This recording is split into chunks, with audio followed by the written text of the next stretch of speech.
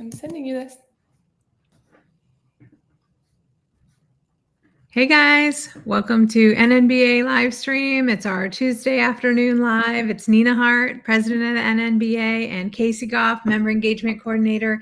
And we are here today on this rainy day, both in Texas and Tennessee, identifying your target market and your ideal clients. So I'm excited about this topic today because I think it's an area that can really help you grow your business quickly, even if you're already established and feeling kind of lost in things. So I'm excited for it. Me too. I think this is something that people really struggle with, like figuring out who exactly their ideal client is and how to find them. So I think this is going to be really valuable for everybody listening. I think what's even worse in some ways is that some people that I talk to don't know that they don't know who their ideal client is, or when we start out in our business, we just assume like, this is what I am interested in, so this is what I'm going to do, but we don't put enough time into like who actually is benefiting from my service and how am I finding who that is and what do I know about them?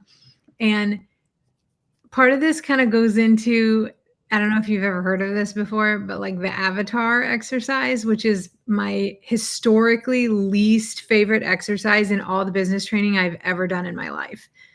No. Have you ever heard of the avatar? No, I've never heard of that. You have to create your ideal client avatar. And it's like, usually the ones I've done are like 3-page long worksheets. It's like, my ideal client is a woman and she has one child and she hates her life. And literally it's like and it does have value. I'm not trying to devalue the exercise. And that's essentially what we're talking about today, literally talking about how to find out exactly who you serve, because when you know that, then you can connect with them on a much deeper level and they recognize that you're the person to help them. And that's really what the whole point of this is. Right. Right. So that's the first thing I thought of.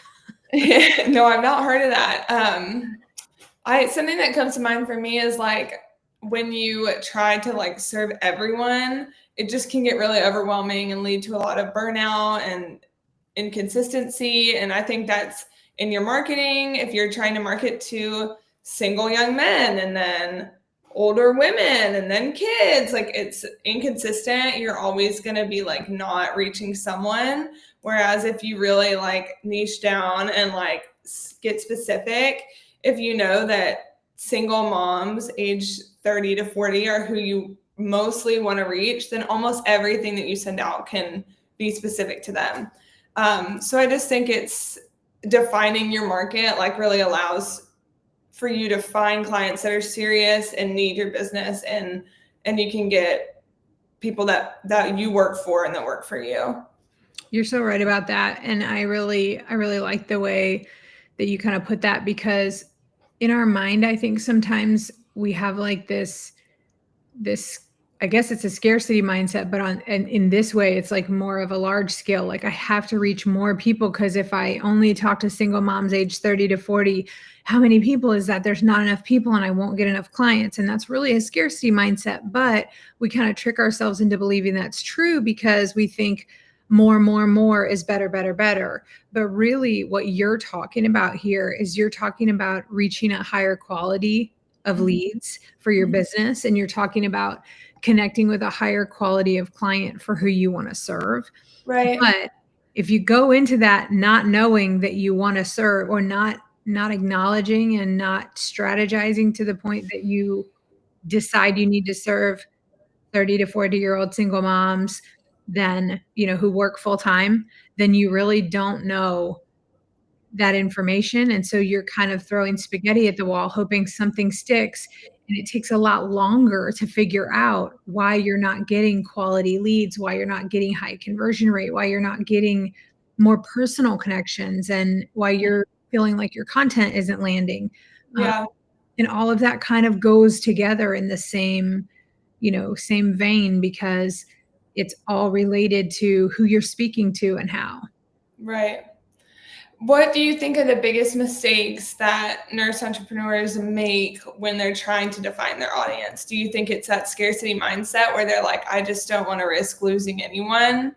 Or what do I you think think? that's a lot of it. I mean, I Yeah. do think that's a lot of it because I think that we think more is more, and sometimes more, like, this is one of my favorite things ever, is like we believe that more is more, but sometimes more is just heavier to carry, right? So it's like you're doing more work trying to reach more people, when if you are really just making good, authentic connections with who you actually help, that would really kind of take all that pressure off of you and make you feel like everything was a lot more manageable. And then I also think the other thing kind of relates to our topic of pivoting a little bit, that sometimes it's really not,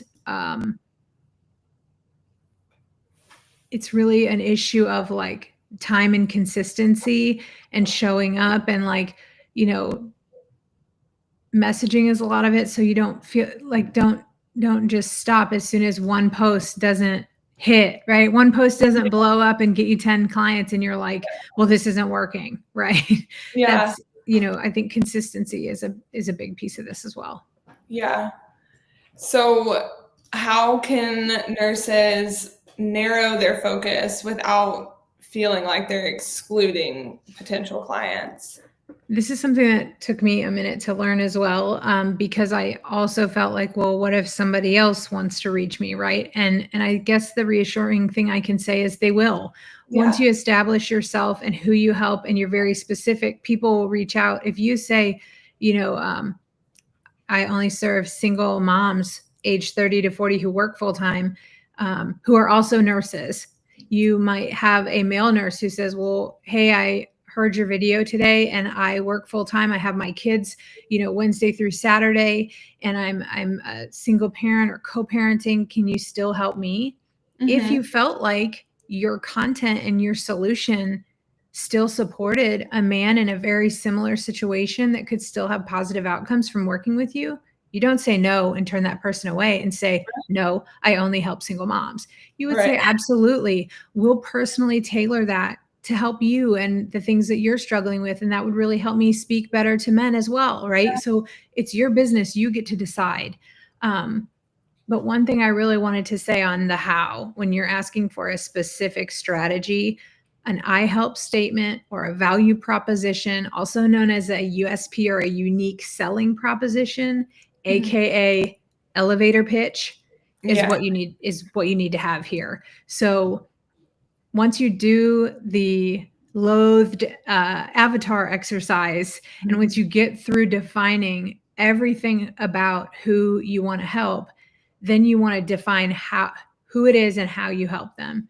So there's a couple things really quick that I wanted to say on this. What I really want to say is, when I'm coaching nurses who are struggling with this, I tell them to niche down 3 times, or to get specific 3 times.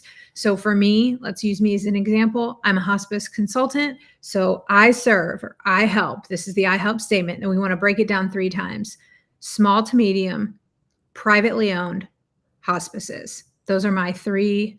Right. I went down 3. It's like a little funnel, right? Yeah. So what size? Small to medium. What kind of ownership? Nonprofit, corporate, no, I like privately owned because they can move quickly. And then who is it? Is it all healthcare providers? No, it's only hospices. Right. So I've taken a really big thing and funneled it down to a really small thing.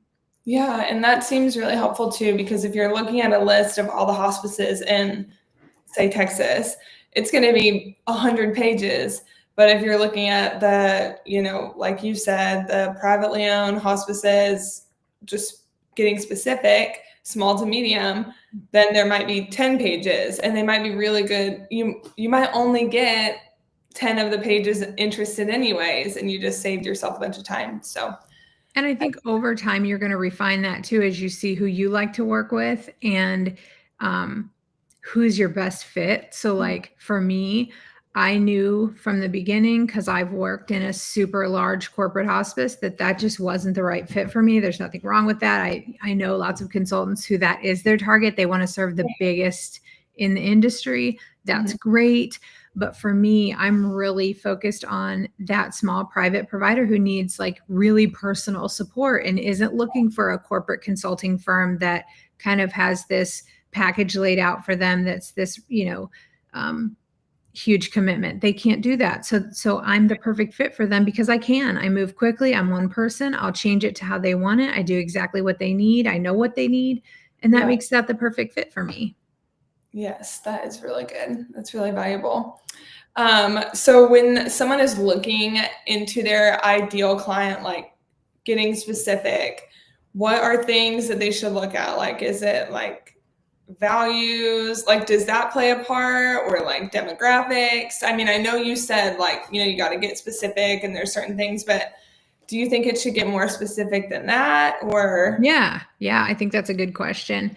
I definitely think values are going to be key because when you're starting a business, again, back to these exercises that you first do, if you've had any kind of business classes or business coaching or anything like that, your mission statement and key values are going to be one of the miserable exercises that you're going to have to do. And you're going to be like, this is hard and this is stupid. And I don't know what my values are, right? Like I have no values. I just want clients.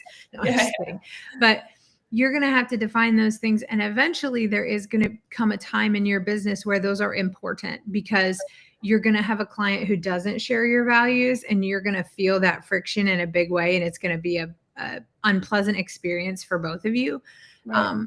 I would say just kind of like looking at who do I connect well with? Like, is it my age group? Is it younger? Is it older people? Like a lot of us just have a natural attraction to a certain type of person who we just click really well with, right? Is that nurses? Is that CNAs? Is that just healthcare professionals in general? Is that moms, right? So just deciding like, or maybe you just really have a passion to serve that person. Maybe this is your favorite patient of all at the bedside, like that old man who, calls me honey and, right. doesn't know what a call light is the guy who I just take care of forever. But you have that patient who you just really have a heart to serve. And you can do that in your business as well and say like, who is the client I really have a heart to serve that even when I'm tired and angry and frustrated and things aren't going well, I still feel like I want to help them through it. Right. That's a great place to start. And then like looking at the transformation you can help them achieve is another thing that I really love to do is like, I get excited when something's a train wreck. I'm a problem solver. I'm pumped. I'm like, we're going to clean this up. We're going to clear the tracks. You're going to feel so great about that. Yeah. So I think that's another thing I think like in the passion department, like what are you passionate about doing? What problems are you passionate about fixing? Who do you want to help? That can really help you define your ideal client. Yeah, that's really good. That's honestly, I'm just thinking while you're talking about like how this is so valuable even for people that are not in healthcare at all. Like, I've talked about little businesses that I've been interested in, and it makes you think like this has nothing to do with healthcare. And I still think it'd be extremely valuable to like make the statements and create the elevator pitch and really get specific and funnel down on the people that are, may benefit. Well, the elevator pitch or the I help statement doesn't just help you figure out who you serve. It helps them know that's who you help too. So you can naturally weave that into all your content and say like, oh, well, I actually help so-and-so do such and such so they can, have this experience or have this outcome. And you can share that in all of your content to make it very clear. Here's who I help and here's how I help them. And here's what you'll get when you work with me. And that really helps make that connection with potential clients. And it literally tells them like, she can help me get what I want. Yeah. In a very simple way that anyone can understand. And it really is so important. Like, I know it seems silly and it might sound redundant, but if people don't know what you're doing, even a little bit, like I am so much more likely to go to like someone for help that I know exactly what they do and I'm not crazy about how they do it versus someone that maybe could do really, really good, but like they don't seem sure of themselves. So, I think that is super important. And I think attracting the right people is important. So that kind of leads me into my next question. Like, how can a business owner, what's like a practical way that they can start to attract the right people? Like, how do they tailor their message and branding to their specific ideal client once they decide who that is? Well, I think this kind of actually ties back to last week a little bit, where we talked about visibility and building authority and expertise. Once you know who that client is and you've identified, like, okay, this is who I'm talking to and this is their problem, you want to speak to that pain that they're experiencing and the promise that you deliver. And so I think like that should all be in your I help statement, right? So I help nurses with burnout, right? So in that statement right there is saying like, okay, what are they experiencing during burnout that you help them with? How is that affecting their lives? And that's where that miserable avatar comes in, because you're getting really up close and personal with what your client's experiencing. You're getting really nitty gritty. Like some of these avatar exercises that I've done, literally were like, where does she like to shop? What is her favorite hobby? What Yeah, does she I do in totally her free? spelling I'm you say that. serious. I'm serious. It went that, like, what books does she read? And Yeah. although that's annoying to fill out in a worksheet, it is super true, because you need to be inside of their head and you really have to understand their needs to be able to speak to that. And so it's like, when you drill down that far, and you can do that just by talking to people, you don't have to fill out a worksheet or do an avatar exercise. And, clearly I don't like to do them, but you can do that by having conversations that are not sales conversations. They're just real conversations and building relationships with the people you're passionate for serving and helping, and learning what their needs really are. And you can just do that by listening, right? You don't even have to talk. If you are quiet, people will tell you what their problems are. Yeah. They want to tell you, right? They don't want to be sold to, but they want to tell you what's wrong. Right. And then as you come up with things to respond to that, you can help them. You can say, you know what? So I actually help nurses with that. That's actually what I do. I help people find the solutions that they need for this. And here's how I do that. And here's why I'm passionate about that, because I went through this myself. And sometimes you don't even have to convince people. There's no need to sell. You don't have to convince people you can help them. Once you tell your own story, like, I actually went through this myself. Here's how I got out of it. They're so bonded with you from that shared mutual experience that you're two steps ahead of where they are right now. They're sold. Yeah. They're done. That's enough.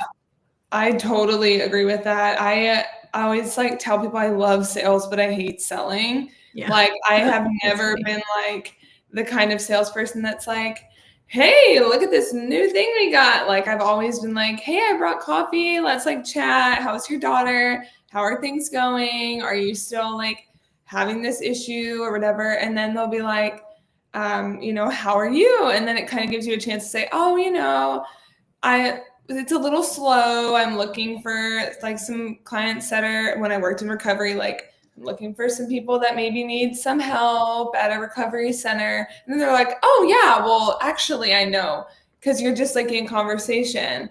But being on both sides of the seller and the one being sold to, when someone comes in hard on that sales, you like shut down. I'm busy. I've got stuff to do. Go away. Drop off the donuts and get gone.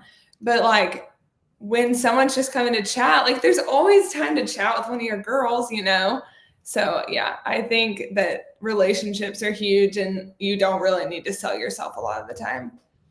Agreed.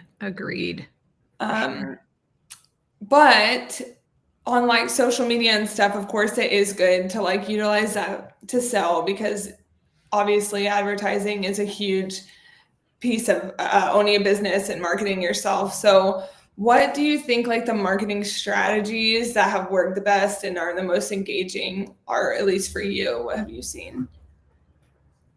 I think the marketing strategies for identifying your ideal client and like really calling out to your right person, or like kind of, if you're almost like doing market research in some ways to figure out like, okay, I'm trying to target burnout nurses.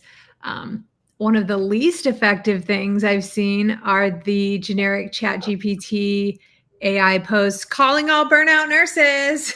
Yeah. That is probably the least effective and one of the grosser things that I've seen. And I think that people, like you said, is an immediate turnoff. And I know that a lot of people who use tactics like that are well-meaning and they're trying to call out their ideal clients. Unfortunately, like you said, it really has the opposite effect of like, ew, please go away. I'm burnout and I don't want to talk to you. Right? Like, especially for these very like personal products that we're selling, like coaching or, like personalized support resources, wellness resources, memberships. You know, you don't want to, in a lot of those cases, when you're speaking to a specific pain that's very personal, that's really not something that you kind of do the call out for, right? So it's more of like that softer touch of like experiential, really personal sharing. I like video for that. I like live for that because you are getting the most authentic version of the story. I like speaking events for that. I'm very fortunate that I have been able to share my very personal story of being fired and how I started as a consultant in front of 200 to 300 people. And I'm told, based on feedback, that still felt very authentic, that there was nothing that felt salesy to them about that. And really what you're selling anyway is yourself. I'm the coach, I'm the consultant. I've been there, done that, got the t-shirt, still on my own journey, still learning, still want to support nurses with that. That's my heart. That's what my passion is. That's who I help. And so, like you said before, it's really about getting confident in that, about building your own confidence in that. And while that's kind of a catch-22 because it does happen with outcomes, that confidence comes from getting the outcomes you say you're going to get, right? Yeah. There's just a lot of work on the front end that you need to do to get there. And I think that's really doing the work of understanding who you help and why you help them. And back to your passion of the why, you have to really understand why you're committed to helping this person and really deeply understand their problem on a personal level. And then you're going to develop your own process. And this is something I've done with many nurses, is help them develop their step-by-step, their proven process, the way that they show up and serve that ideal client is what's going to lead to more of those ideal clients seeing that's how you serve and wanting to be served in that way and circling back. And that can take a lot of time. So not now doesn't mean no, right? Just because you're not seeing, the people that engage convert consistently doesn't mean that they won't if you keep showing up consistently. Consistency is so much of it. And maintaining that same level of authenticity and not using, slimy sales tactics or spamming people or, really like doing those call outs or like, I would just be really careful that your content or that your messaging is not self-serving. And I think, because I do think that people see that, especially on social media. So authenticity is number one. That's one of my values. And so for me, keeping true to who I am is really, really important. And I think whatever your values are, when you really stick to those in your content and how you speak to people and how you deal with people, they will see that, they will recognize that, and they will be attracted to that. Yeah.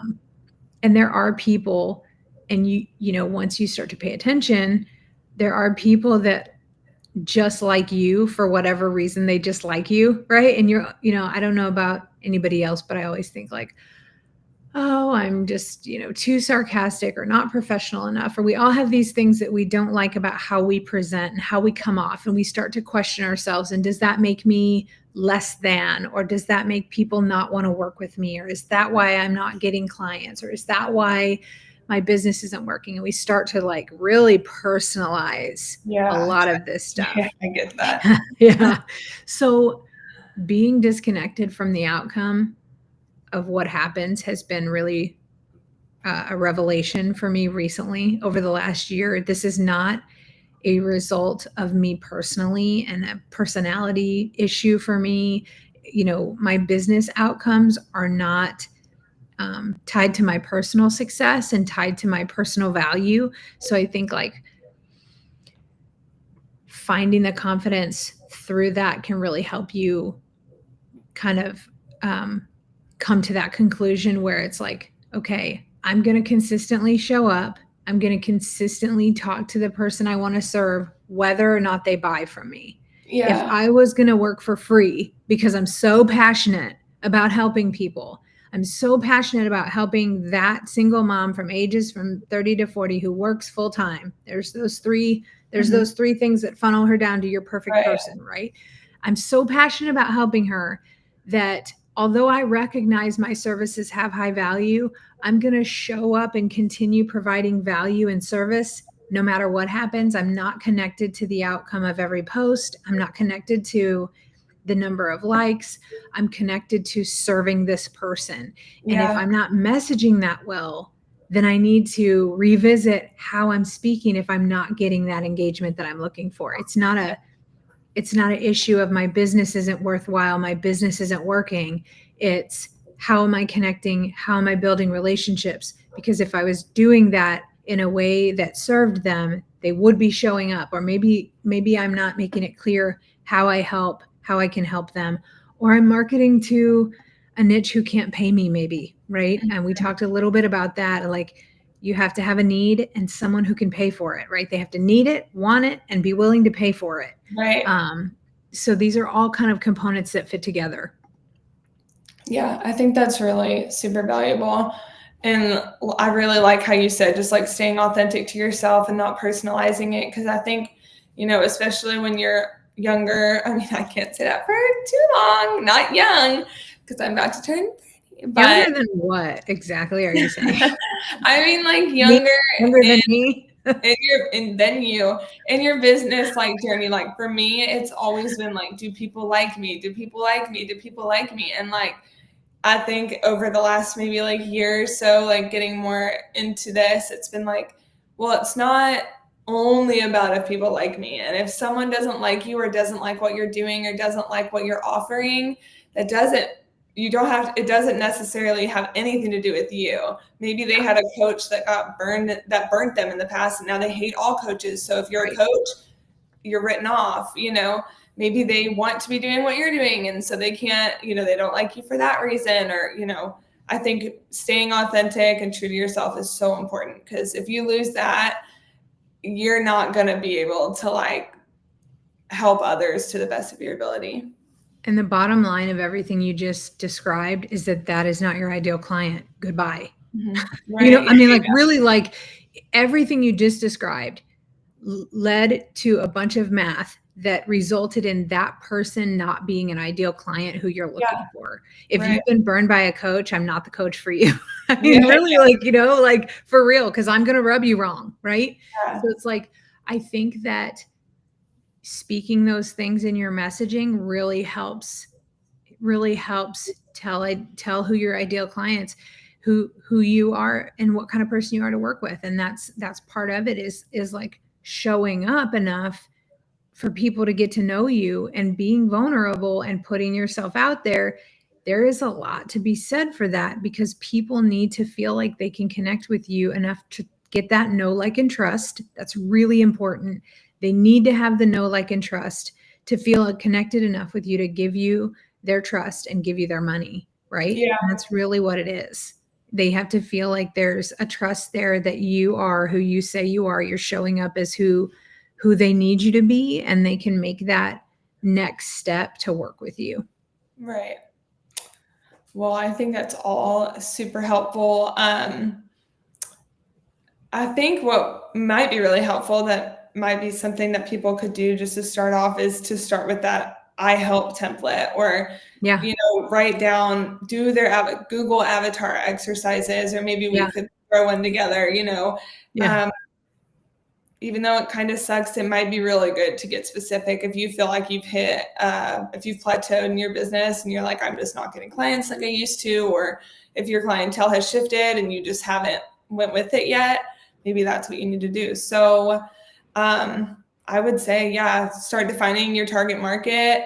Use today's insights to help you. There's been so much. Is there anything that you want to like recap or double down on? Of course, I want to mention the conference. That's what I was going to say. You know, I had to go straight to the conference because it's all I think about. But Michelle Podlesny, the previous president of the NNBA, is doing a Marketing You from Pitch to Profit, Marketing and Sales Essentials for Businesses pre-conference. And so you will literally learn how to craft an elevator pitch in that pre-con. So I just want to say that.